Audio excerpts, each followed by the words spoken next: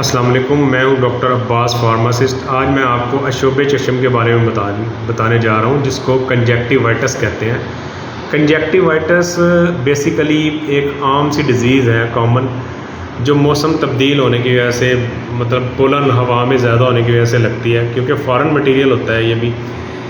اس میں یہ ہوتا ہے جو ہماری آنکھ کی پرت کو جو بھی ٹیشو نے کورنگ کی ہوئی ہے اس میں انفلیمیشن ہو جاتی ہے، ریڈنس آ جاتی ہے۔ اس کی 2-3 طرح کی ٹائپس ہوتی ہے۔ ایک تو انفیکشیس ہے، اس میں وائرل یا بیکٹیریل ہو سکتا ہے۔ سیکنڈلی الرجک کنجکٹیوائٹس ہے، اور تھرڈ ہم کوئی لینس یوز کر رہے ہوں یا کوئی آئی لیشز وغیرہ لیڈیز جو یوز کرتی ہیں، اس کا کوئی پارٹ وغیرہ آنکھوں میں چلا جائے۔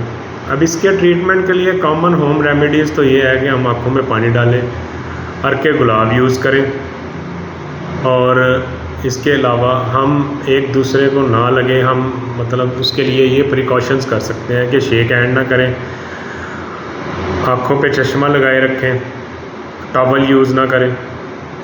اور وائرل، کیونکہ وائرل ہوتی ہے، وائرل انفیکشن کو آپ ان ٹریٹڈ رکھیں گے، مطلب کوئی ٹریٹمنٹ میڈیکیشن نہیں کریں گے، اس میں یہ ہے کہ 6 سے 7 دن میں یہ خود بخود ریکور ہو جاتی ہے۔